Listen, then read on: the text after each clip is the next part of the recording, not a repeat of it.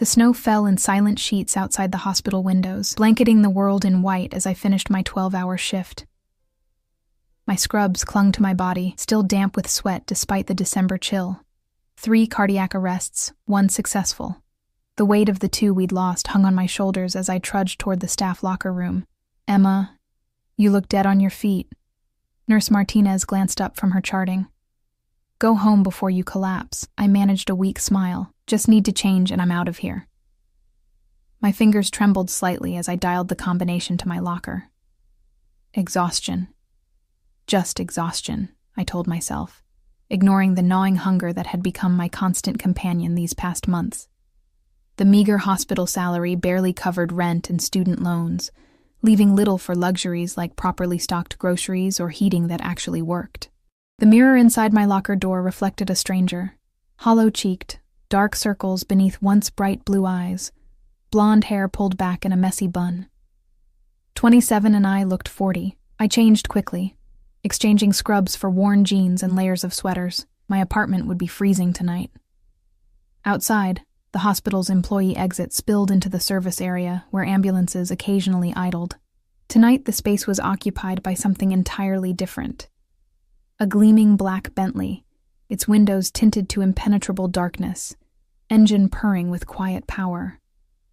I almost walked past it, assuming it must be waiting for someone important. No one I knew drove anything more luxurious than a 10-year-old Honda. The rear door swung open as I approached. "Miss Matthews?" The driver's voice cut through the snowfall, deep and formal. He wore a black suit despite the hour and weather, standing rigid beside the open door. Behind him, I caught glimpses of another man, larger, scanning the perimeter with practiced efficiency. I stopped, clutching my bag closer to my body. "I'm sorry. You must be mistaken. Emma Matthews, night shift nurse, cardiac unit." His tone conveyed certainty, not question. A chill that had nothing to do with the snow slithered down my spine. "How do you know my name?" "My employer wishes to speak with you. It concerns your father." "My father." The words hit like a physical blow. Daniel Matthews had disappeared 3 years ago, leaving behind nothing but debts, broken promises, and a daughter struggling to finish nursing school while working double shifts. The police investigation had gone nowhere. Eventually, I'd stopped hoping for answers. "What about him?" I asked, my voice suddenly hoarse. "Please." The driver gestured to the open door. "Mr. Castillo prefers not to keep his matters waiting." Castillo. The name registered faintly, whispers in hospital corridors when certain patients arrived with mysterious gunshot wounds and no questions were asked. Rumors of businesses throughout the city that operated under his protection. A name spoken with equal parts fear and reverence. I should have walked away. Every instinct screamed danger. But 3 years of unanswered questions held me in place. 5 minutes, I said, that's all. The interior of the car enveloped me in warm leather and the subtle scent of expensive cologne. Across from me sat a man who couldn't have been more than 35, though power radiated from him in waves that made age irrelevant. Alexei Castillo defied the image my mind had conjured of an aging crime lord. He was devastatingly handsome. Olive skin, sharp cheekbones, and eyes so dark they appeared black in the dim light. His suit probably cost more than 6 months of my salary, tailored perfectly to broad shoulders. "Miss Matthews." His voice carried the barest hint of an accent I couldn't place. "Thank you for joining me." "You mentioned my father," I said, skipping pleasantries. "Do you know where he is?" Something flickered across Castillo's expression. Amusement, perhaps, or appreciation for my directness. "I know exactly where your father is." He reached for a crystal decanter, pouring amber liquid into 2 glasses. "Drink?" I shook my head. "Just information, please." He set 1 glass aside, sipping from the other. "Your father worked for me. Not directly, of course, several layers of separation, but ultimately, he was handling certain financial matters under my supervision." The car began moving, tires crunching softly on snow. I tensed, looking out the window. I didn't agree to go anywhere, just to drive while we talk. His smile didn't reach his eyes.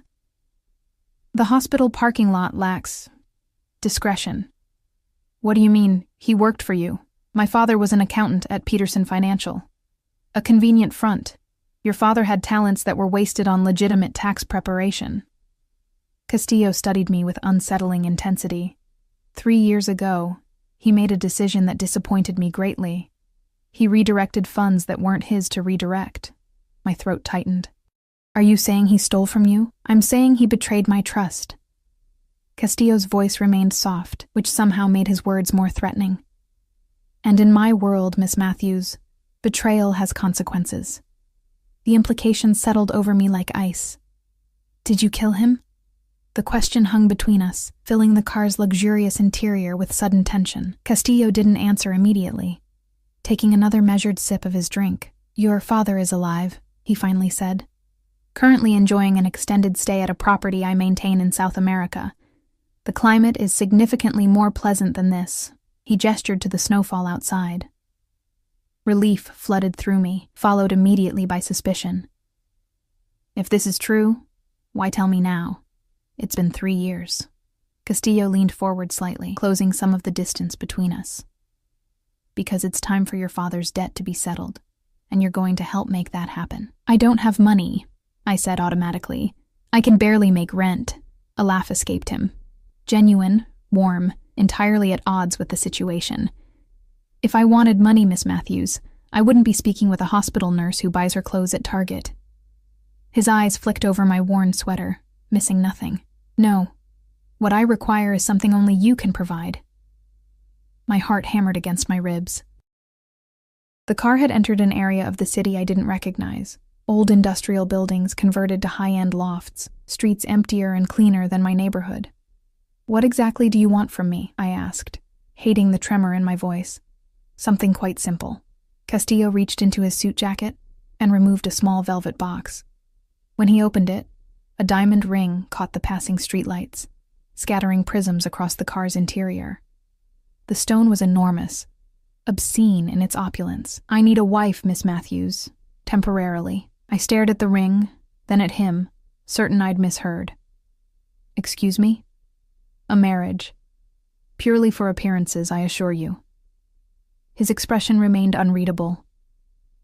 I have certain business interests that would benefit greatly from the appearance of domestic stability. A 6-month arrangement, after which you'll be generously compensated and free to resume your life. Your father's debt will be considered paid in full, and he'll be free to return to the country. Though I'd suggest he settle somewhere other than Chicago. You can't be serious. I'm rarely anything but. Castillo closed the ring box with a soft snap. You'd want for nothing during our arrangement. Your financial worries would disappear. Think of it as a 6-month vacation from your current circumstances. The car slowed, pulling up alongside a renovated warehouse turned luxury apartment building. Through floor-to-ceiling windows, I glimpsed an elegant lobby with marble floors and a uniformed doorman. This is one of my properties, Castillo explained. You'd have the penthouse to yourself until the wedding. Security, privacy, every comfort. And if I refuse? His expression didn't change, but the temperature in the car seemed to drop several degrees. Then our conversation about your father takes a different direction, a threat, veiled but unmistakable. My father might be a thief who'd abandoned me, but he was still my father, the only family I had left after Mom died. Why me? I asked. You could have anyone. Precisely the problem. Castillo's eyes held mine. The women in my social circle have agendas, entanglements. You're unattached. No complications. No existing connections to my world. Perfect for what I need. And what happens after these 6 months? You'll just let me go? You'll leave after the wedding serves its purpose, he confirmed. With enough money to start a new life anywhere you choose. My word on that. I didn't trust his word, not for a second. But what choice did I have? My father's life hung in the balance, and something told me Alexei Castillo wasn't a man accustomed to hearing no. I need to think, I said, of course. He handed me a business card, simple, black, with only a phone number embossed in silver. You have until tomorrow evening to decide. The driver opened my door. We had somehow circled back to the hospital, snow still falling gently around us. One more thing, Miss Matthews. Castillo's voice stopped me as I was about to step out. This conversation remains between us. Involving authorities would have Immediate repercussions. For your father, primarily. I nodded stiffly, stepping back into the cold night air. The Bentley pulled away silently, disappearing into the swirling snow like a phantom. My apartment felt smaller and shabbier than ever when I finally reached it an hour later. Water stains marked the ceiling, and the radiator clanked pathetically while producing minimal heat. I sat on my threadbare couch, still wearing my coat, turning Castillo's card over and over in my fingers. A temporary marriage to a man who radiated danger from every pore. A man who held my father hostage in another country. A man whose business dealings I could only imagine. Sleep eluded me entirely. By morning, exhaustion and practicality had made my decision. What was 6 months of my life compared to my father's freedom, compared to the crushing weight of poverty that had become my daily reality? I called the number at precisely 8 a.m. "I'll do it," I said when Castillo answered, his voice recognizable immediately. "But I have conditions." A pause then. "I'm listening." "I finish my shift rotation at the hospital. 2 more weeks. I won't leave them short-staffed." "Admirable, if inconvenient. Continue. I want proof my father is alive, and I want to speak with him. Arrangements can be made for a phone call. Video would be complicated, given his location." I took a deep breath. "And when this is over, I want your guarantee that neither of us will ever hear from you again." Another pause. Longer this time. "That can be arranged. Anything else?" "Just one thing." I gripped the phone tighter. "No one gets hurt because of this arrangement. Whatever your business is, I won't be part of anyone getting hurt." Castillo's laugh was soft, almost gentle. "Your moral compass is noted, Miss Matthews. Report to the address where we stopped last night after your shift today. The penthouse will be prepared for you. I have 2 weeks left at... You'll continue working your shifts. The penthouse is merely more suitable for my future wife than your current accommodations. A car will be waiting for you." The line went dead before I could argue. I sat there, phone in hand, wondering what I had just agreed to. 6 months of my life in exchange for my father's freedom and financial security. 6 months pretending to be married to a man who made my skin prickle with equal parts fear, and something else I refused to acknowledge. Just until after the wedding, I whispered to myself, "Then I'll be free." I had no way of knowing then how profoundly wrong I was. No way of understanding that Alexei Castillo had claimed me the moment I stepped into his car, and that men like him never relinquish what they consider theirs. The wedding wasn't an endpoint, it was just the beginning. That night, as promised, a black SUV waited outside the hospital. Different vehicle, same imposing driver. He opened the door without speaking, and I stepped into my new life like a woman walking to the gallows. Back straight, eyes forward, heart pounding with the certainty that I had made a terrible, irreversible mistake. The penthouse was a different universe from the cramped apartment I'd left behind. Sprawling across the entire top floor of the building, it was decorated in a minimalist style that somehow still screamed money. Sleek furniture, dramatic art pieces, and floor-to-ceiling windows offering a panoramic view of Chicago's skyline.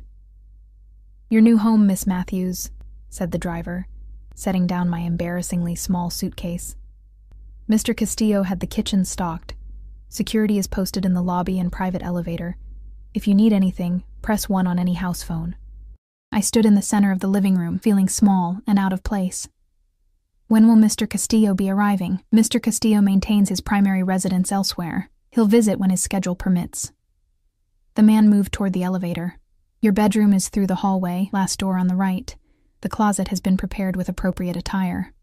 Before I could ask what appropriate attire meant, he was gone, leaving me alone in the silent opulence. I ventured down the hallway, past several closed doors, to the bedroom that was apparently mine. The space was larger than my entire apartment, dominated by a king-sized bed with crisp white linens.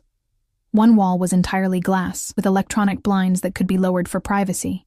The attached bathroom featured a shower large enough for 4 people, and a soaking tub positioned to enjoy the city view.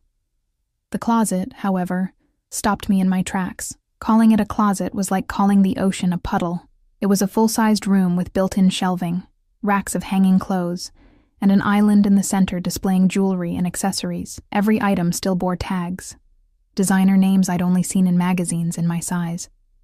Dresses, blouses, jeans, shoes, lingerie, enough clothing for 3 women, all apparently mine now. A note lay on the island, handwritten on heavy cardstock. A proper wardrobe for Mrs. Castillo. The hospital uniforms remain yours, but these are for all other occasions. A. The presumption should have angered me. Instead, I felt a hollow sensation in my stomach as the reality of my situation settled in. I was a possession being prepared for display. I ran my fingers over a silk blouse that probably cost more than a month's rent. Tag still attached, pristine and waiting.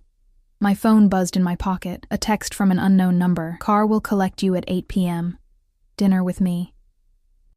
Wear something formal. Alexei. No, please. No question mark. Just a command, issued with the certainty of being obeyed. I showered in the palatial bathroom, wrapping myself in a towel so plush it felt like a cloud. Standing before the closet's overwhelming selection, I eventually chose a simple black dress, the least ostentatious formal option I could find. It fit perfectly, clinging to curves I'd almost forgotten I had after months of stress and irregular meals. At precisely 8 p.m., the elevator chimed. I expected the driver, but instead, Alexei Castillo himself stood in the doorway, impeccable in a charcoal suit. His eyes moved over me with methodical assessment. The dress suits you, he said finally, though we'll need to work on your nutrition. You're too thin. I swallowed the retort that formed automatically. This wasn't a relationship where I could snap back at perceived insults. Thank you for the clothes, I said instead, the words sticking in my throat. Necessity, not generosity, he corrected, gesturing me toward the elevator. You'll be seen with me. Appearances matter.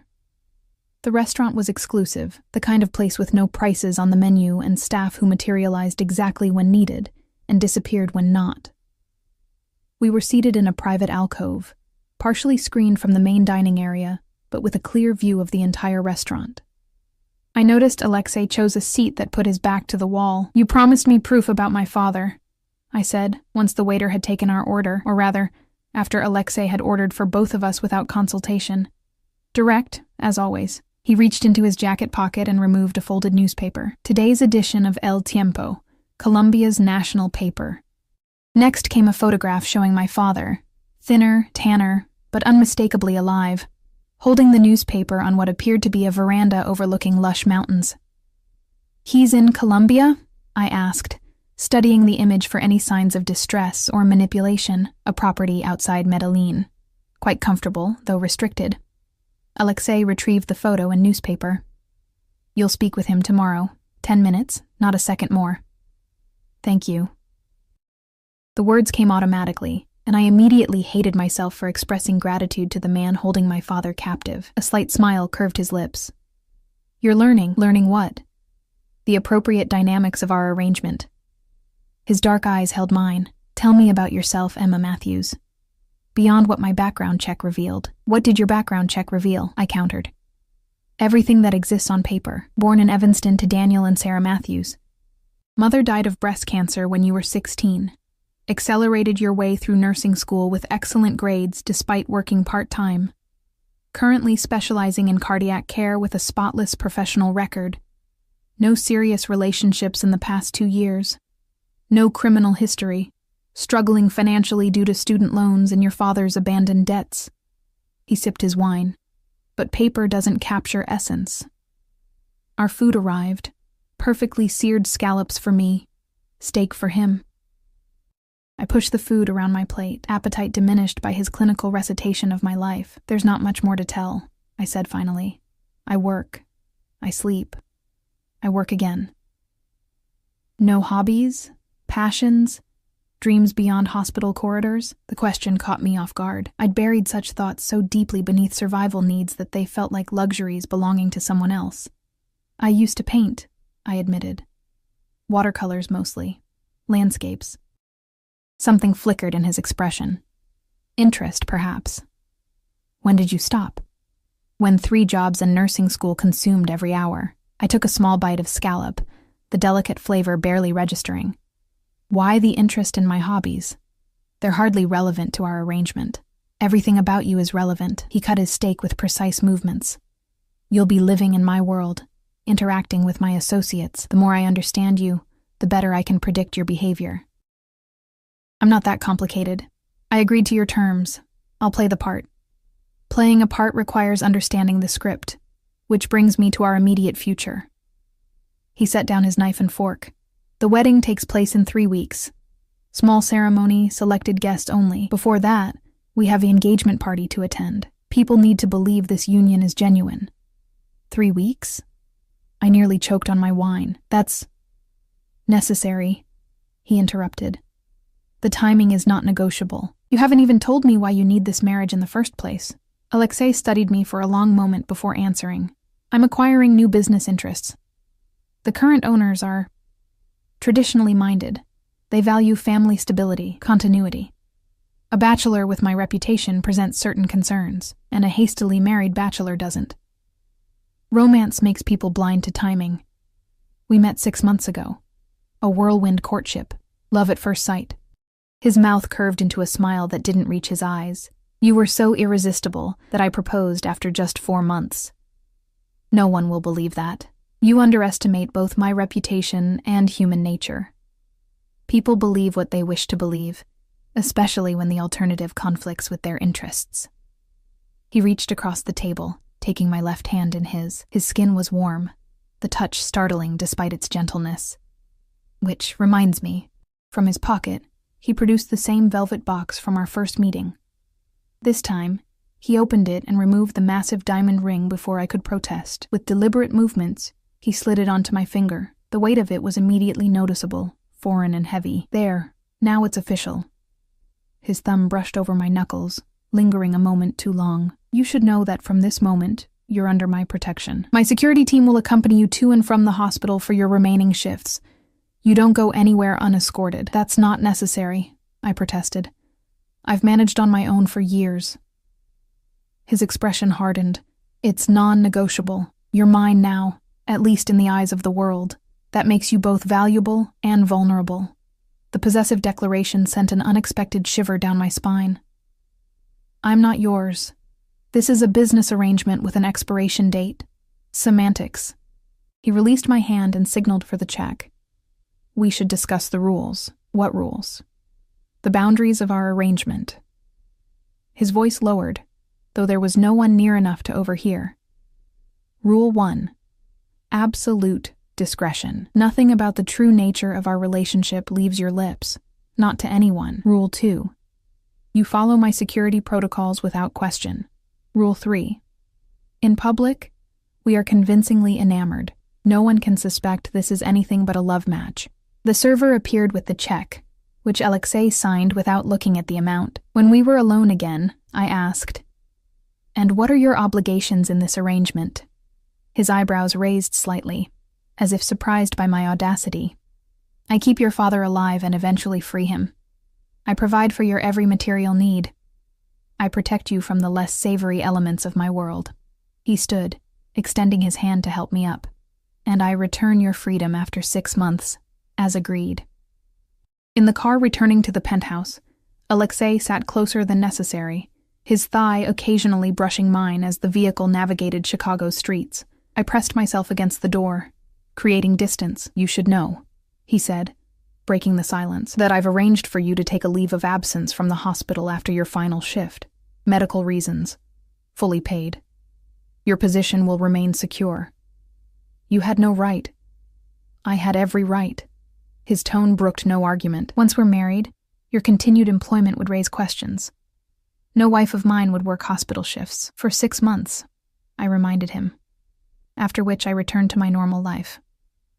He didn't respond, staring out at the passing city lights. The silence felt weighted, dangerous. At the penthouse, he walked me to the private elevator. I expected, feared perhaps, that he would insist on coming up, but instead, he simply pressed the button for me. Tomorrow evening, 7 p.m. We're having dinner with business associates. Wear the emerald dress in your closet. As the doors began to close, he added, And Emma? The ring stays on at all times.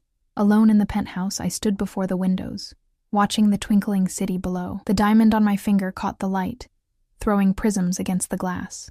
I twisted it, feeling its unfamiliar weight, wondering what I'd gotten myself into. My phone rang. Unknown number. Heart racing, I answered. Emma?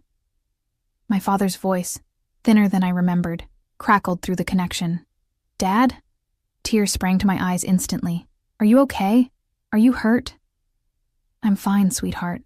They're treating me well enough. He sounded tired, resigned. Emma, listen to me. Whatever Castillo asked you to do, don't do it.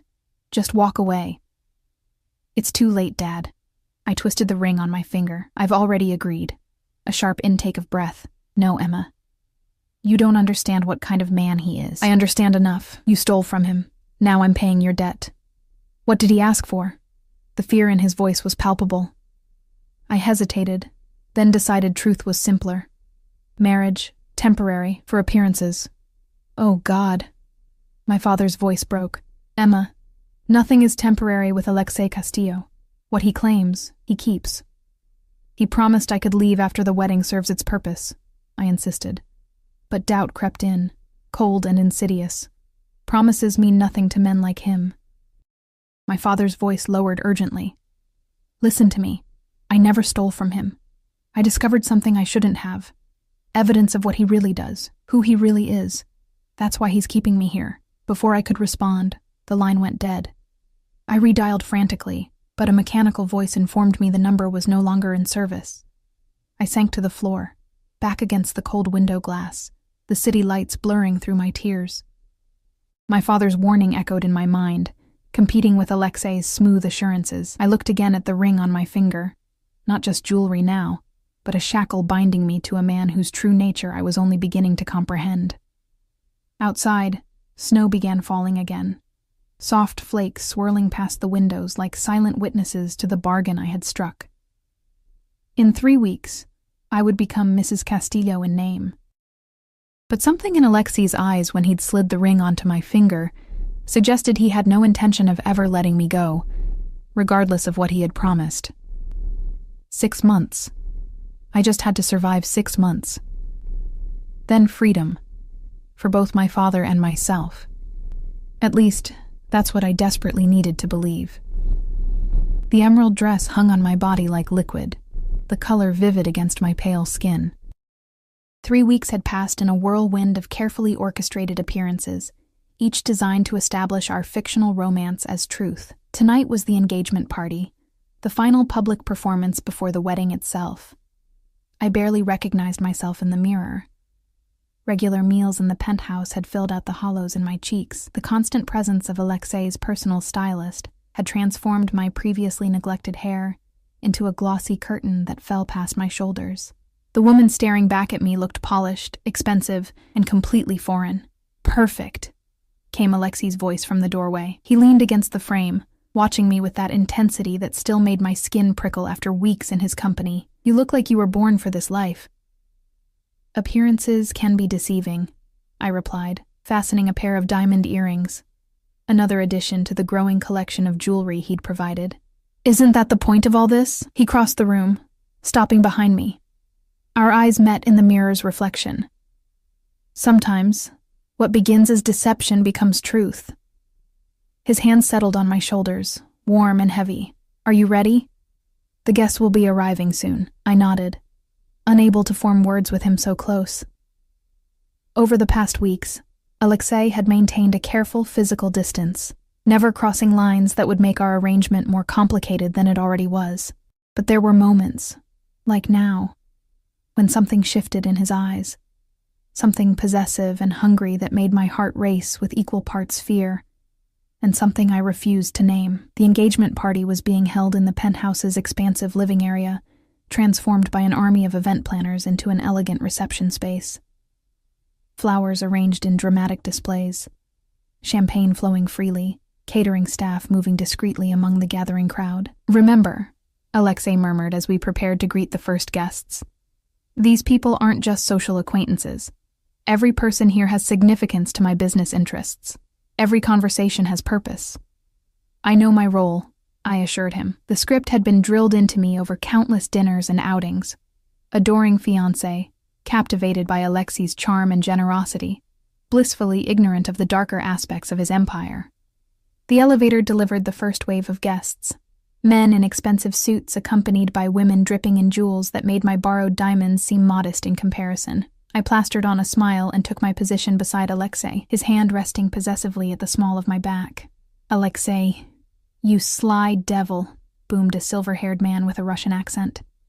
"When you said you'd found a bride, we thought perhaps you'd finally lost your mind.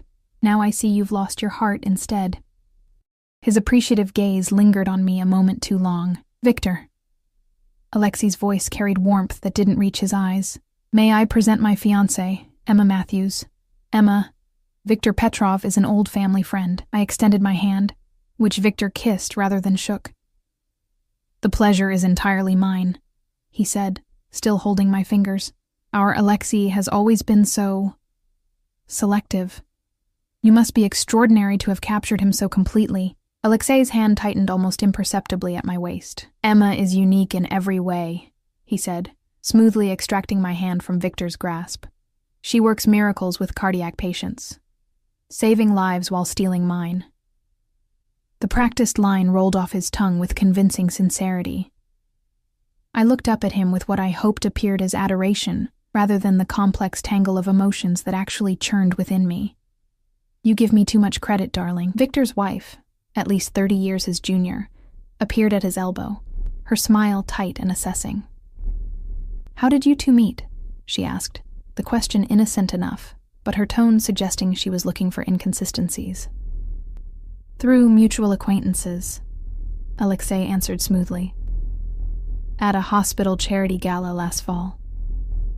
The lie was well rehearsed, complete with fabricated details we'd gone over repeatedly. I nodded, adding the personal touch we'd agreed upon. He donated an obscene amount of money just to speak with me for 5 minutes. "Worth every penny," Alexei said, bringing my hand to his lips in a gesture that sent an unexpected warmth through my body. As more guests arrived, I found myself separated from Alexei, drawn into conversations with curious women eager to discover how an ordinary nurse had captured Chicago's most eligible and feared bachelor. "It all happened so quickly," commented a sleek blonde whose name I'd already forgotten.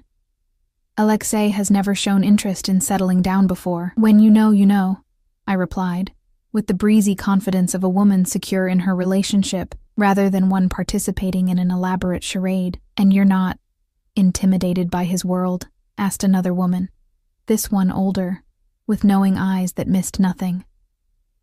"What aspect of his world do you mean?" I countered, careful to maintain the fiction that I knew only of Alexei's legitimate business ventures. She smiled thinly.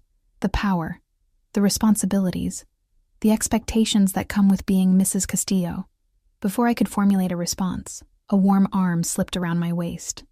"I hope you ladies aren't interrogating my fiancé too severely," Alexei said, his tone light, but with an undercurrent of warning. "Just girl talk," said the older woman, raising her champagne glass in a silent toast. "She's delightful, Alexei, a refreshing change from your usual companions. She's nothing like anyone who came before," he agreed, his eyes finding mine with an intensity that made the room seem to fade around us.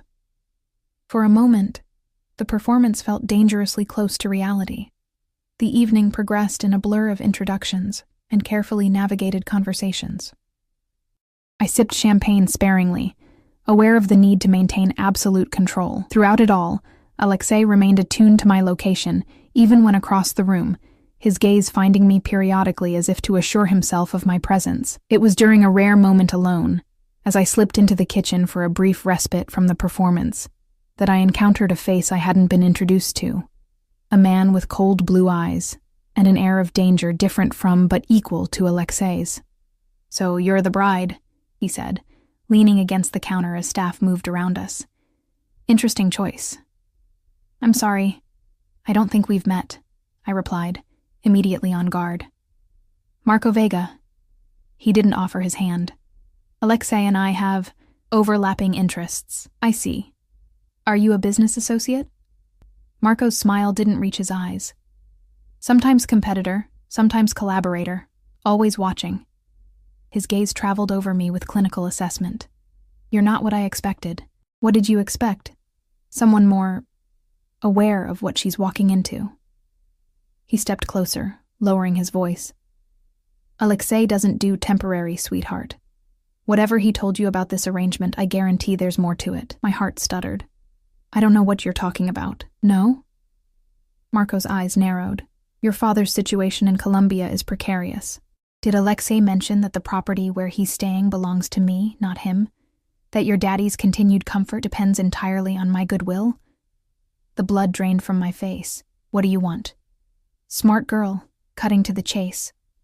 Marco glanced toward the doorway. I want you to remember that Alexei Castillo isn't the only power player in this game. When the time comes, and it will, remember who really holds your father's leash. Before I could respond, a shadow fell across the doorway. Alexei stood there, his expression pleasant but his eyes murderous as they fixed on Marco. Vega, he said, voice deceptively soft. I don't recall seeing your name on the guest list. Marco straightened, smiling easily. I was in the neighborhood. Thought I'd congratulate the happy couple personally. He nodded to me. Your fiancé is charming, Castillo. Hold tight to this one. The tension between the men was palpable, crackling in the air like electricity before a storm. Alexei moved to my side, his arm around me possessive, territorial. Emma, he said, not taking his eyes off Marco. Would you mind checking on the caterers about the dessert service? I need a moment with Mr. Vega. It wasn't a request. I slipped from his grasp, heart pounding as I left the kitchen. Instead of finding the caterers, I pressed myself against the wall just outside the door, straining to hear their conversation. Stay away from her. Alexei's voice had lost all pretense of civility. Touchy, aren't we? Marco's tone was amused. I'm just curious about the woman who finally tamed the notorious Alexei Castillo, especially when she appeared so suddenly, right when you need to present a stable image to the Colombians. My personal life is not your concern. It is when it intersects with my business interests. Does she know what you're really using her for? Does she know about Bogotá? A sound of movement, something hitting the counter hard. Alexei's voice, lower now. Threatening. Mention Bogotá again, and our arrangement regarding her father ends permanently. Are we clear? Marco laughed softly. Crystal clear. But remember, Alexei, I've known you too long to believe this marriage is just about business optics. You don't share your space, yet she's living in your penthouse. You don't tolerate attachments, yet you're parading her around like a prize. Whatever game you're playing, I don't think even you understand the rules anymore. I backed away quickly as footsteps approached the door, busying myself with a passing server just as the men emerged. Marco nodded to me with a knowing smile before departing. Alexei's face was a mask of controlled fury as he returned to my side. What did he say to you? He demanded quietly. Nothing important. I lied. Just introducing himself. Alexei's eyes searched mine, clearly not believing me, but unwilling to press the issue with guests nearby. Stay away from him, Emma. Marco Vega is dangerous in ways you can't imagine. More dangerous than marrying a man like you. The words slipped out before I could stop them. Instead of anger, something like appreciation flickered in his expression. At least with me, you know the terms of the danger. His fingers intertwined with mine, the gesture possessive. 2 more hours, then our guests will leave. You're doing exceptionally well. The remainder of the evening passed in a haze of forced smiles and champagne. By the time the last guest departed, my face ached from maintaining the facade. I kicked off my heels the moment the elevator doors closed behind Victor and his wife, the last to leave.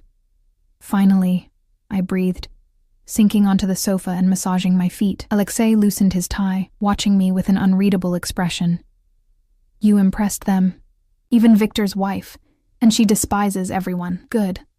One performance closer to the end of our arrangement.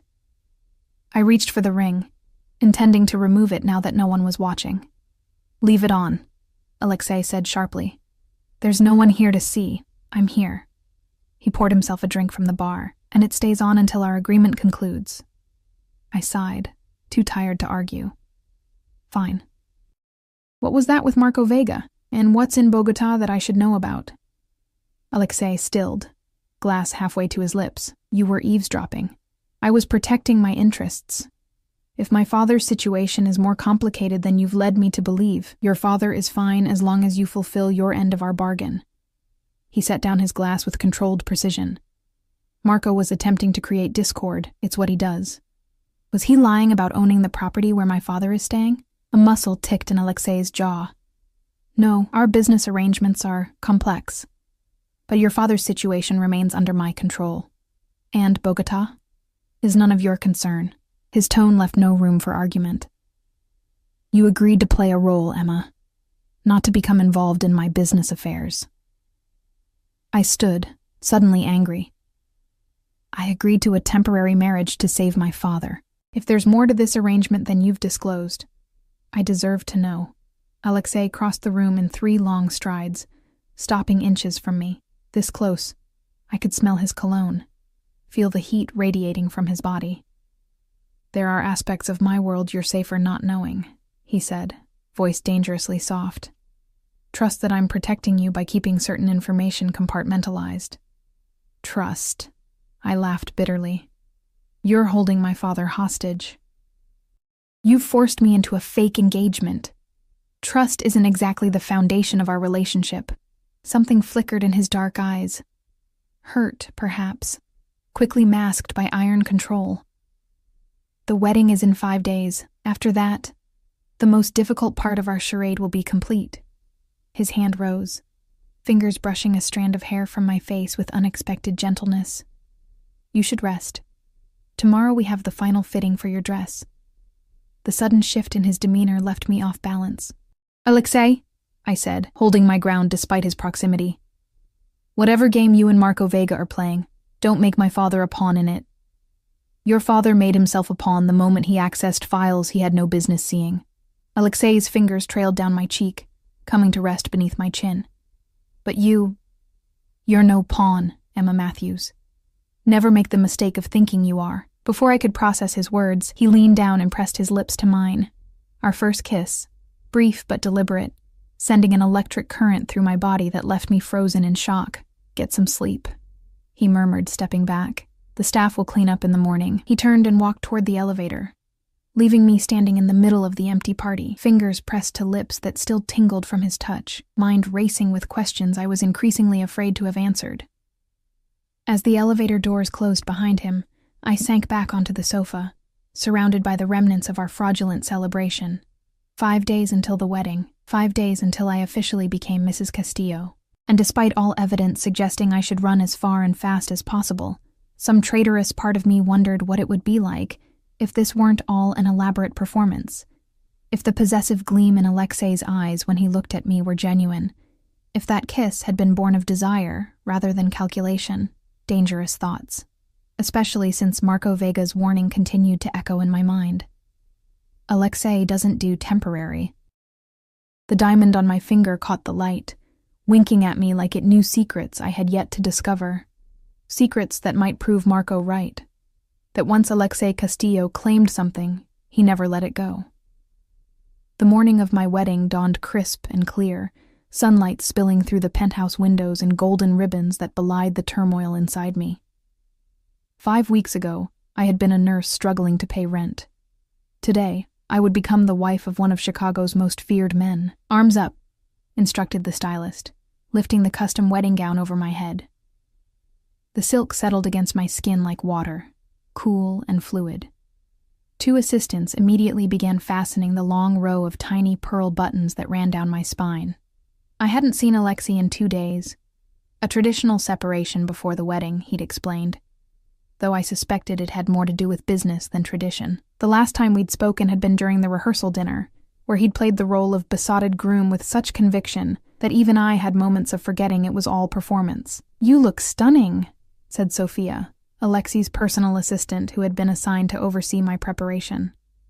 Her usual crisp efficiency was tempered by genuine admiration as she circled me. Mr. Castillo will be breathless. I doubted anything could render Alexei Castillo breathless, but I kept the thought to myself. "What time is it?" I asked instead. "Nearly 11. The ceremony begins at 1. Sophia checked her phone. "The car arrives in 40 minutes. Hair and makeup are almost complete. Then we'll add the veil and jewelry. The wedding was taking place at a private estate outside the city, exclusive, heavily secured, and far from prying eyes or uninvited guests. Only 60 people would witness the ceremony, each carefully vetted and significant to Alexei's business interests. As the makeup artist applied the finishing touches, I studied my reflection. The woman in the mirror was a stranger, ethereal in ivory silk that hugged her curves before flaring gracefully at the knees, hair swept into an elegant updo with loose tendrils framing her face. Diamond drops hung from her ears, matching the massive engagement ring and the delicate bracelet at her wrist. She looked like she belonged in Alexei's world of wealth and power. "One final touch," Sophia said, producing a velvet box. Inside lay a necklace of diamonds and sapphires that caught the light in blue fire. "Mr. Castillo sent this for you, a wedding gift."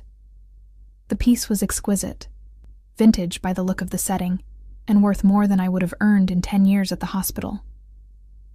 Sophia fastened it around my neck, the weight of it substantial against my collarbone. "There was a note," she added, handing me a small envelope. Inside, written in Alexei's bold handwriting, something borrowed from my mother's collection. "Something blue to match the fire in your eyes when you defy me, A." My fingers trembled slightly as I refolded the note. The gift was too personal, too thoughtful for our arrangement. Like the kiss after the engagement party, it blurred lines that needed to remain clear. The ride to the estate passed in silence, the privacy screen up between me and the driver. Sophia had gone ahead to ensure everything was prepared. I watched the city give way to countryside, mentally rehearsing the vows I would recite. Words of love and devotion that were elaborate lies. The estate was a sprawling mansion set amid manicured grounds, now transformed with white flowers and ribbons into a fairy tale wedding venue. Security personnel in suits that barely concealed their weapons patrolled discreetly.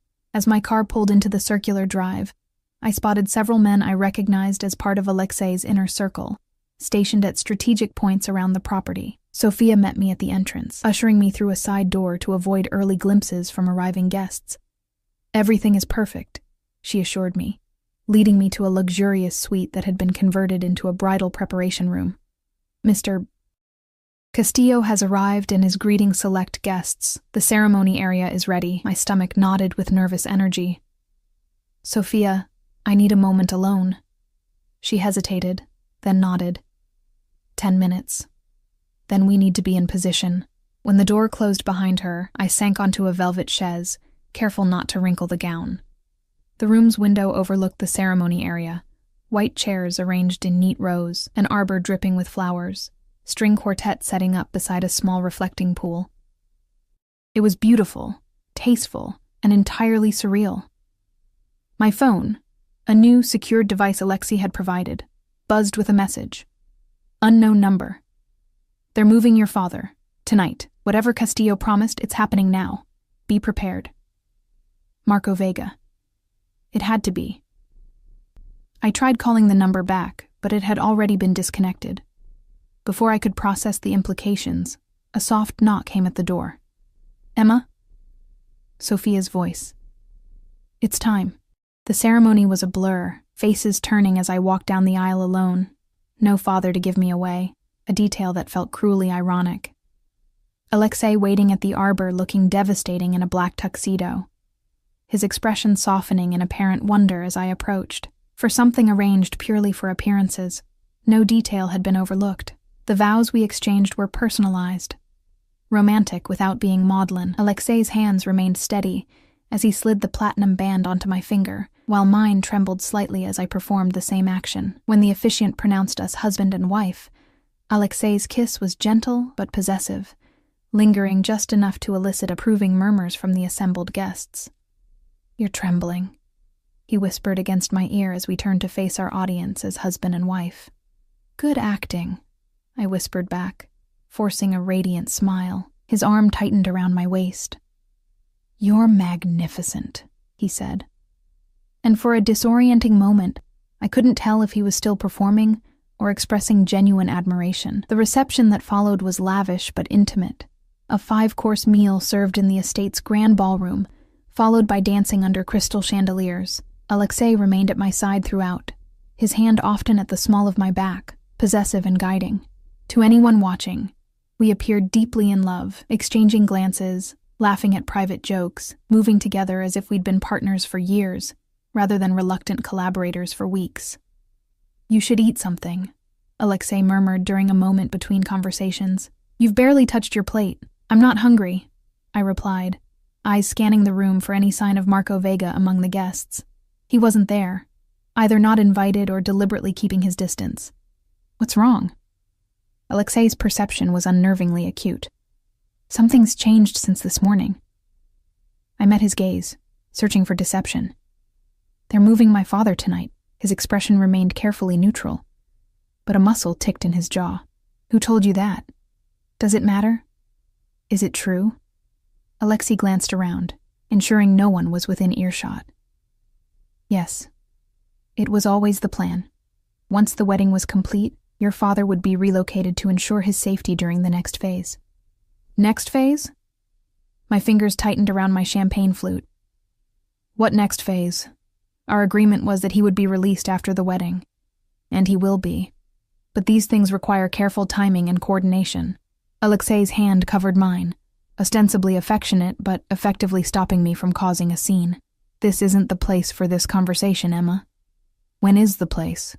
You've been evading my questions for weeks." I kept my voice low, but couldn't hide the anger. "I fulfilled my part of the bargain. I married you. Now I want my father free." Alexei's dark eyes held mine, something unreadable shifting in their depths. "And you'll have what you want. But there are complications that have arisen. Vega's interference being one of them. What does Marco Vega have to do with my father?" "Later," Alexei said firmly, as Viktor Petrov approached our table. "For now, be my wife." The rest of the reception passed in a haze of forced smiles and mechanical responses. I danced with Alexei, my body going through the motions while my mind raced with possibilities. If my father was being moved tonight, it created both risk and opportunity. Whatever Alexei's next phase entailed, I needed to ensure my father's safety before things became even more complicated. As the evening progressed, I noticed Alexei engaged in what appeared to be tense conversations with several men I didn't recognize. Conversations that took place in corners, behind pleasant smiles that didn't reach their eyes.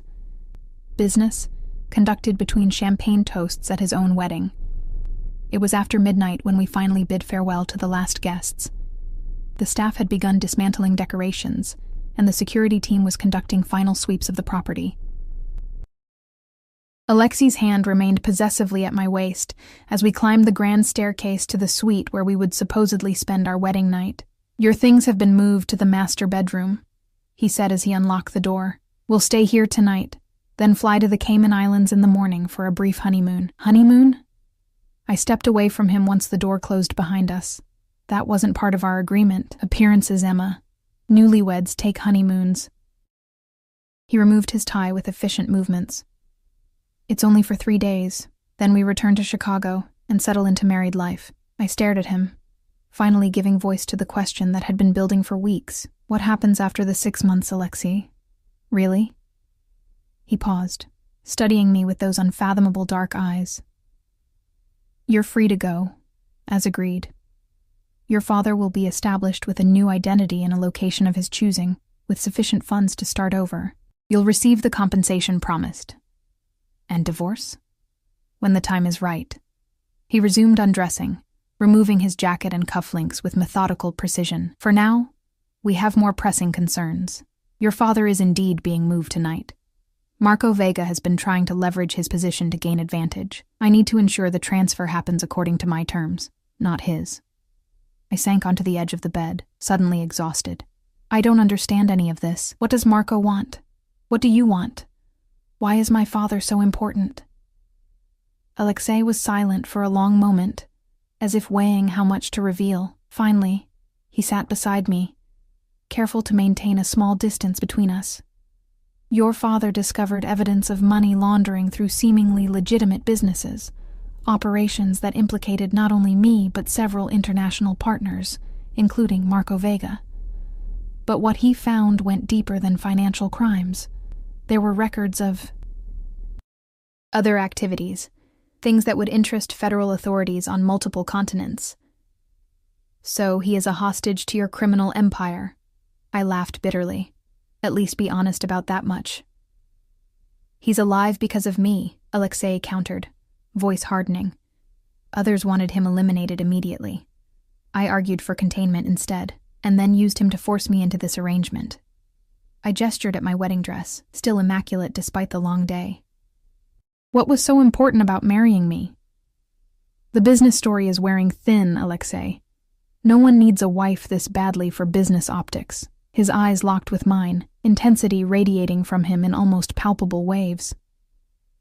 The first time I saw you, really saw you, not just a photograph in a file, was 6 months ago. You were leaving the hospital after a double shift. It was raining. You gave your umbrella to an elderly patient who was waiting for transport. The memory surfaced hazily, a rainy evening. An old man with trembling hands. My impulse to ensure he stayed dry while waiting for his ride. You were watching me. I was there regarding another matter. But I noticed you. Your compassion. Your quiet dignity despite obvious exhaustion. I had you investigated out of curiosity. Discovered your connection to Daniel Matthews. It seemed fortuitous. Fortuitous? Anger flared hot in my chest. You've been manipulating my life for 6 months? I've been protecting you, he corrected. Your father's activities put both of you in danger. Marco Vega and others would have eliminated both of you to tie up loose ends. I prevented that. By keeping him prisoner and forcing me to marry you. I stood, needing distance from him. That's not protection, Alexei. That's control. Yes. The simple admission caught me off guard. I wanted you. The situation with your father provided leverage. I'm not a good man, Emma. I don't pretend to be. The confession hung in the air between us. I stared at him, trying to reconcile the calculated manipulation with the man who had looked at me with genuine wonder as I walked down the aisle, who had noticed me giving away an umbrella in the rain 6 months ago. What happens now? I finally asked.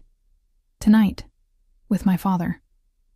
Now, we maintain appearances.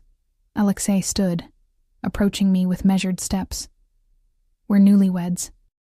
The estate staff expects us to retire for the night together. Meanwhile, my most trusted men are overseeing your father's relocation from Colombia to a secure location in Panama. And tomorrow? Tomorrow we fly to the Caymans as planned. 3 days there, maintaining our cover while things settle, then back to Chicago. I shook my head, a bitter laugh escaping me. And I'm just supposed to trust you? After learning you've been manipulating me for months? Alexei reached out slowly, his fingers brushing my cheek in a gesture so gentle it made my breath catch. Trust that I want you safe. Trust that I will keep my word regarding your father's freedom. His thumb traced my lower lip. The rest is more complicated. The air between us seemed to charge with electricity. Despite everything, the lies, the manipulation, the danger, my traitorous body responded to his proximity, to the intensity in his gaze. I need to change, I said abruptly, stepping away from his touch. This dress weighs a ton. Alexei nodded, allowing me the escape. The bathroom is through there. Your things are in the closet. I'll give you privacy. In the massive marble bathroom, I stared at my reflection. Still the stranger in white silk, diamonds at my throat, but now with the addition of a platinum wedding band beside the engagement ring. Mrs. Castillo. The name felt foreign, dangerous. As I carefully removed the gown, I couldn't escape the reality of my situation. Whatever freedom I thought I'd negotiated had been illusion. Alexei had been orchestrating events long before he approached me outside the hospital. And despite his promise about the 6-month time frame, I was beginning to understand what my father and Marco Vega had both warned me about. Alexei Castillo didn't do temporary. The question remaining was what I would do with that knowledge, and whether the complex feelings developing within me would lead to my salvation or my downfall. 3 months into our marriage, the lines between performance and reality had begun to blur, like watercolors bleeding into one another. Life as Mrs. Castillo settled into a rhythm I never expected.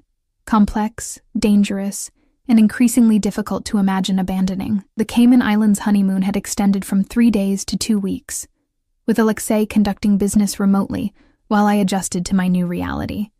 We shared meals, conversations, and eventually the same bed, though Alexei maintained physical boundaries that both frustrated and relieved me. We returned to Chicago as a united front, presenting the image of newlywed bliss while privately navigating the complicated truth of our arrangement. On this particular evening, I stood at the penthouse windows watching snow blanket the city, almost exactly like the night Alexei had first approached me, though everything else had transformed beyond recognition. My phone chimed with the secure messaging app Alexei had installed. A video call from a number I'd come to recognize over the past months. "Dad," I answered, relief washing through me at the sight of his face. He looked healthier than in previous calls. Tanned, less gaunt. "How are you feeling?" "Better every day." He adjusted the camera, revealing a veranda overlooking a tropical garden. "The doctors here are excellent. Lung capacity improving, they say." The pneumonia had been unexpected, a complication during his transfer from Colombia to Panama. For 3 terrifying weeks, I'd received only sporadic updates on his condition as he fought for his life in a private medical facility. It was during that time that something fundamental had shifted between Alexei and me. "Emma." My father's voice drew me back to the present. "Have you thought about what I said, about leaving while you still can?" I glanced toward the bedroom, making sure Alexei wasn't within earshot. "It's not that simple anymore, Dad." "It never is with men like him." My father's expression darkened. "The longer you stay, the harder it becomes to leave. Trust me. I know. Alexei isn't keeping me prisoner." The words felt both true and false simultaneously. "And he's arranged for your care, your recovery. Because it gives him leverage over you," my father countered. "Emma, listen to me. The documents I found, the reason I'm in this situation, they contained evidence of things you can't imagine. Castillo isn't just some businessman with shady connections. He's..." The call suddenly ended, the screen going black. I tried calling back immediately, but the connection failed repeatedly. With growing unease, I checked the encrypted email account Alexei had set up for communication with my father. Nothing new. "Problem?"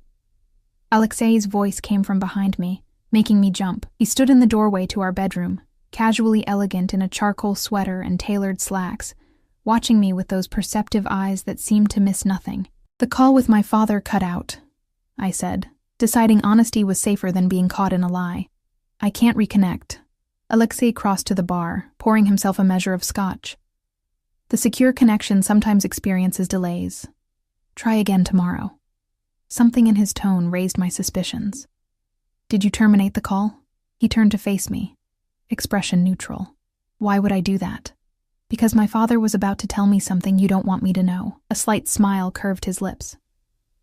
"After 3 months as my wife, you still think I'd be so clumsy?"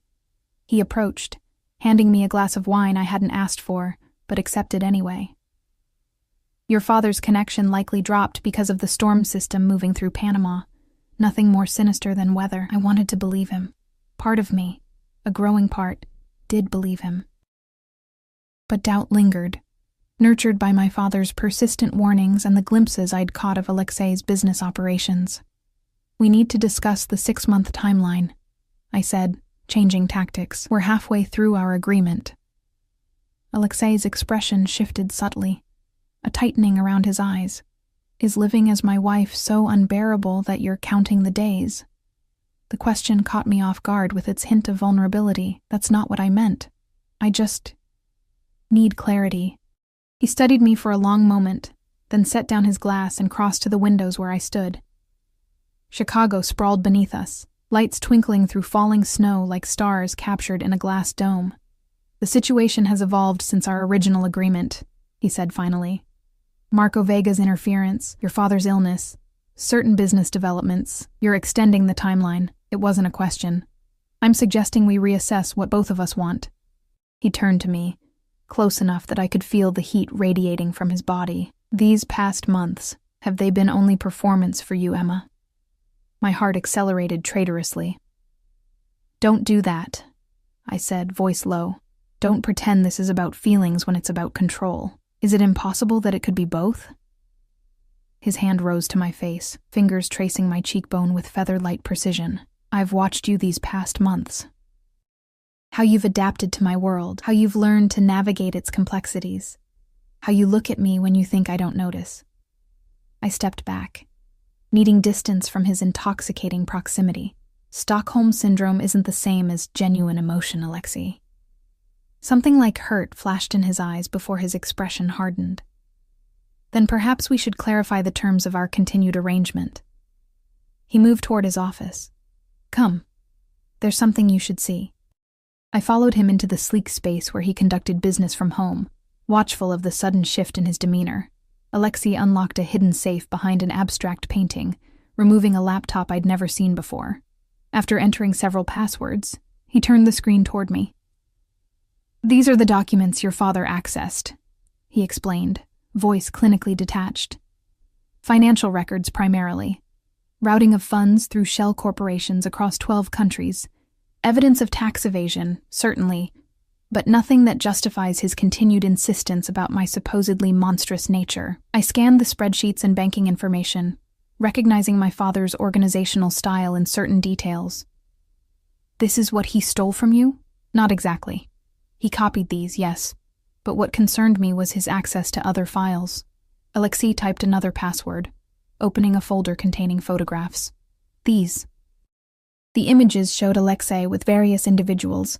Some I recognized from news reports as political figures, others unfamiliar but clearly wealthy and powerful. Nothing overtly criminal, but the context suggested meetings that weren't meant to be documented. Compromising, but hardly worth kidnapping over, I observed. Keep scrolling. Further down were more disturbing images. Marco Vega, with individuals who appeared unconscious or injured. Documentation of what looked like human trafficking operations. Evidence of violence I could barely process. These aren't my operations, Alexei said quietly as I stared in horror. They're Vega's. Your father stumbled onto evidence that Vega had been conducting these activities while using my legitimate business infrastructure as cover, without my knowledge or consent. I looked up from the screen. You expect me to believe you didn't know? I knew he operated in gray areas. I didn't know the extent. Alexei's expression was grim. When your father discovered these connections, Vega wanted him eliminated immediately. I intervened, both to protect your father and to gain leverage against Vega while I dismantled his operations within my territory. So my father wasn't stealing from you. He was gathering evidence against Marco Vega. Yes and no. He was stealing financial data from me, which is how he accidentally discovered Vega's operations. His motives weren't entirely pure. He intended to blackmail me with the tax information. Instead, he stumbled into something far more dangerous. The revelation shifted my understanding of everything that had happened. And our marriage? How does that fit into this? Alexei closed the laptop, securing it before returning it to the safe. Initially, as I told you, business appearances, stability. The Colombians wouldn't partner with someone they perceived as unstable or untrustworthy. He paused, seeming to weigh his next words carefully. But I could have managed that other ways. The truth is, I wanted you. From that first night in the rain, the situation with your father provided opportunity. That's manipulation, not romance, I said. Though without the heat I'd have felt weeks earlier. I never claimed to court you ethically. A ghost of a smile touched his lips. I've built an empire through strategic calculation. I applied the same approach to acquiring you. I'm not an acquisition, Alexei. No, he agreed, moving closer. You've become much more than that, which complicates our original arrangement considerably. My pulse quickened as he approached. Over the past months, we'd maintained a careful distance, sharing a bed, but never crossing the line to intimacy, building a relationship based on complex interdependence rather than physical connection. But the air between us had grown increasingly charged, desire building like pressure before a storm. What do you want from me now? I asked, voice barely above a whisper. Everything, he answered simply. Not for 6 months, not as performance. Everything, Emma. Permanently. Before I could respond, his phone rang, the specific tone that indicated his security team. Alexei answered immediately, his expression darkening as he listened. When? He demanded. How many? Lock down the building and bring the car around. We leave in 5 minutes. He ended the call, already moving toward the bedroom. Pack a bag. Essentials only. We need to go, now. What's happening? Alarm shot through me at his sudden urgency. Vega's men have been spotted in the building. Alexei pulled a go-bag from the closet, checking its contents. He's making his move. What move? Against what? Against me. Against us. He grabbed my shoulders, intensity radiating from him. Listen carefully.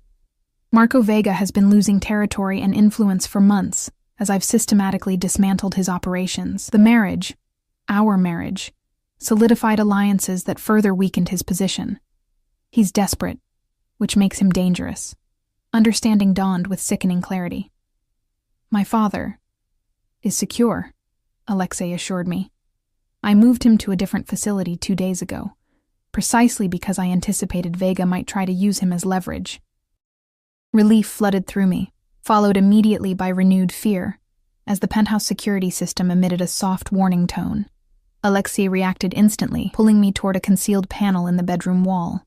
Emergency exit, he explained, pressing his palm to a hidden scanner. It leads to a secure elevator that connects to underground parking. As the panel slid open, the main elevator chimed. Someone arriving at the penthouse. Alexei's expression hardened as he drew a gun from beneath his jacket. Go, he ordered, pushing me toward the hidden passage. The elevator is already activated. It will take you to the garage level where Dmitri is waiting. He'll get you to the safe house. I'm not leaving you, I protested. This isn't a debate, Emma. His voice was steel, but his eyes held something I'd never seen before. Fear, not for himself, but for me. Vega won't kill me immediately. He needs information, but he will use you to break me. The main door of the penthouse crashed open, voices and footsteps suddenly filling the space. Alexei pushed me through the hidden doorway, then hesitated. Remember what I said, he murmured, pressing a hard, desperate kiss to my lips. Everything, Emma. That's what I want. When this is over, I want everything. Before I could respond, he closed the panel, sealing me into the narrow passage. Through the wall, I heard shouting, then Alexei's calm voice cutting through the chaos. The hidden elevator arrived silently, doors sliding open to provide escape. I stood frozen, torn between self-preservation and the sudden, overwhelming certainty that I couldn't leave him behind. Not now. Not after everything. The decision crystallized with startling clarity. I wasn't the same woman who had entered Alexei's car that snowy night, desperate and afraid. His world had changed me, hardened me in some ways, awakened me in others. Instead of entering the elevator, I pressed my ear to the wall, straining to hear what was happening in the penthouse. Vega's voice carried through faintly, smug and threatening. Alexei's responses were too low to distinguish, but the tension was palpable even through the barrier.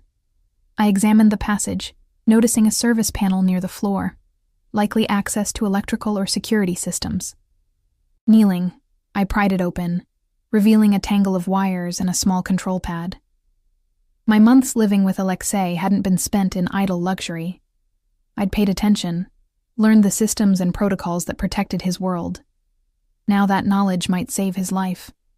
With careful precision, I accessed the security override, triggering the emergency protocols without activating the alarms.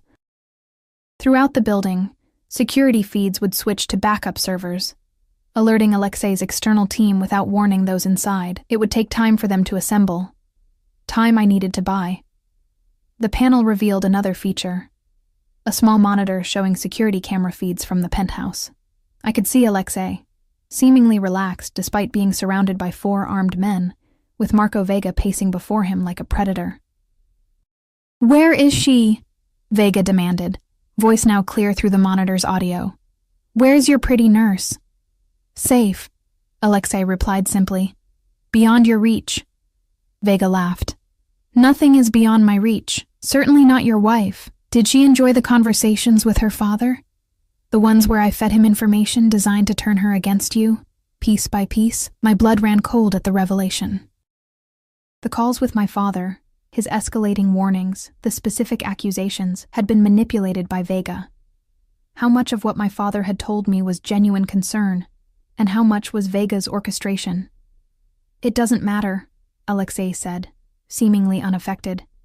Emma makes her own decisions. And she'll decide to save her father's life, I'm certain. Vega held up his phone. One call, and the medical staff treating him will receive new orders. Unless you give me the access codes to the Colombian accounts.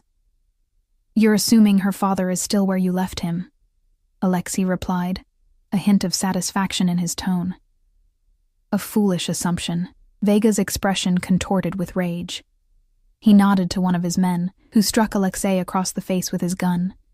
Blood spilled from a cut above his eye, but Alexei remained composed, almost bored. You've made a critical error, Marco, he said, wiping blood from his face with his sleeve. You've entered my home and threatened my wife. There's no scenario where you leave here alive. As if on cue, the lights in the penthouse flickered, the result of my security override triggering the backup systems. Vega's men looked around nervously, but Vega himself remained focused on Alexei. Parlor tricks won't save you, Castillo. Your empire ends tonight. Everything you've built becomes mine, including your wife, if she's foolish enough to return. The monitor showed one of Vega's men approaching, with what appeared to be tools of torture. My heart pounded as I realized I was out of time. The emergency protocol would bring Alexei's team, but not quickly enough, making a decision that would forever alter the course of my life. I opened a small compartment beside the elevator controls, revealing a secondary security panel. This one required Alexei's personal code, a sequence I'd memorized weeks ago when he'd entered it. Believing I wasn't paying attention, the code activated a final safety measure: gas delivery through the penthouse ventilation system. Not lethal, but disabling. I had 20 seconds before it deployed. Moving swiftly, I took the gun from the emergency box beside the elevator, positioned myself at the hidden door's release mechanism, and began counting down. At 0, I heard the soft hiss of gas entering the main room, followed by confused shouts and coughing. I pressed the door release and slipped back into the bedroom, gun raised and a scarf pressed to my nose and mouth. Moving silently through the penthouse, I found chaos in the main room. Vega's men disoriented and struggling to breathe. Alexei already leveraging the confusion to free himself from his captors. Our eyes met across the room. Something passed between us: understanding, partnership, a commitment beyond contracts or coercion. Without hesitation, I fired at the man nearest Alexei, hitting him in the shoulder. Alexei immediately seized the opportunity, disarming another guard and taking control of the situation with brutal efficiency. Within moments, Vega's men were incapacitated. Only Vega himself remained semi-conscious. Staggering toward the elevator, Alexei intercepted him with cold precision, driving him to the floor with a calculated blow. "Emma," Alexei said, breathing heavily but otherwise composed despite the blood on his face. "You should have gone to the safe house." "And leave you to handle this alone?" I kept my gun trained on Vega. "We're partners, aren't we? Isn't that what marriage means?" A smile, genuine, warm, transformed Alexei's face. "Yes," he said simply. "That's exactly what it means." The elevator chimed, delivering Alexei's security team, who quickly took control of the prisoners. As the penthouse filled with his men, Alexei pulled me into the quiet of his office, examining me with urgent concern. "Are you hurt?" His hands moved over me, checking for injuries. "I'm fine." I set the gun down on his desk. "But we need to talk about my father. About Vega's manipulation of our communications." Alexei nodded grimly. "Vega has been feeding him selective information, exploiting his concerns to turn you against me. Some of what he told you was truth, some carefully crafted lies. And where does that leave us?" I asked, the question encompassing far more than just the immediate situation. Alexei took my hands in his gaze intense. "That depends entirely on what you want, Emma. Our original agreement has been complicated by circumstances neither of us anticipated, including feelings neither of us anticipated," I added quietly. His eyes darkened. "Yes." "You said you want everything," I reminded him. "Permanently." "I meant it." His voice was rough with emotion. "But I won't hold you to an arrangement that began with coercion. When this is finished, when Vega is dealt with and your father is secure, you'll have a choice. Stay as my wife, my true partner in every sense, or take your freedom with my blessing. The offer, a genuine choice after months of having none, was perhaps the most sincere declaration of feeling Alexei could make. In his world of power and control, giving me the freedom to choose was his version of love. And my father? Will be free regardless of your decision, Alexei promised. His security is being arranged independently of our situation. New identity, comfortable funds, freedom to go wherever he chooses, with protection that will remain in place whether you stay with me or not. I studied his face, the sharp angles, the dark eyes that had once terrified me, and now held me captive in an entirely different way. When I walked into your car that night, I thought I was making a temporary sacrifice to save my father. I never imagined that you could come to care for a monster. His smile was self-deprecating, that I could find myself in the middle of a war between criminal empires, holding a gun and choosing a side. I corrected. That the side I'd choose would be yours. That somewhere between fear and obligation, I'd find something I wasn't looking for. Understanding dawned in his eyes. And what was that, Emma? A home, I said simply. Complicated, dangerous, but mine all the same. With you, the admission hung between us, changing everything. Alexei's hand came up to cup my face, his touch gentle despite the violence those same hands had enacted minutes earlier. Stay, he whispered. Not for 6 months. Not because of your father. Stay because you want to. Stay because this world we've built between us, imperfect as it is, matters to you as it does to me. In answer, I closed the distance between us, pressing my lips to his in a kiss that contained my decision. The taste of blood mingled with desire as his arms encircled me, pulling me against him with the desperation of a man who had nearly lost everything. When we finally broke apart, breathless, I saw a future unfolding that I'd never imagined for myself. Complex, shadowed, but illuminated by a connection that had transcended its coercive beginnings. We need to move quickly, Alexei said, though his hands remained at my waist. Vega's organization will retaliate once they realize he's been captured. The safe house, then arrangements for your father. And after that? I asked. His eyes held mine, filled with a promise I now believed. After that, we build something real from what began as pretense. Together. 6 months earlier, I had entered Alexei Castillo's car believing I would leave after the wedding, that my captivity had an expiration date, that freedom waited on the other side of a temporary arrangement. I had been wrong. There would be no leaving, no returning to the life I'd known before. But as Alexei led me from the penthouse, his hand firm in mine, his men securing our path, the weight of his ring on my finger no longer feeling like a shackle but a choice, I realized that sometimes captivity and freedom were not opposites, but different faces of the same complex truth. I had entered a cage of Alexei's making, only to discover that I had become its keeper. And in that paradox, I had found a home I never knew I wanted, with a man whose darkness matched and balanced my light. The Mafia boss had never let me go. But somewhere along the way, I had stopped wanting him to,